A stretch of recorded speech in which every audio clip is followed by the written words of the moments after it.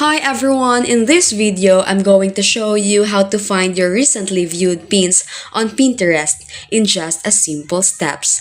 Let's dive right in. First, start by launching the Pinterest app on your phone. Make sure you log into your account. At the bottom right corner of the screen, tap the profile icon to open your profile.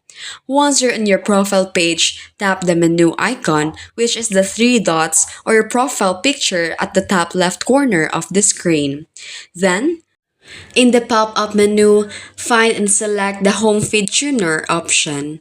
By default, the screen will be on the pins section.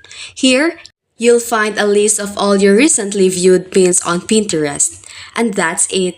Now you've learned how to access your recently viewed pins. If this video was helpful, like and subscribe for more Pinterest tips.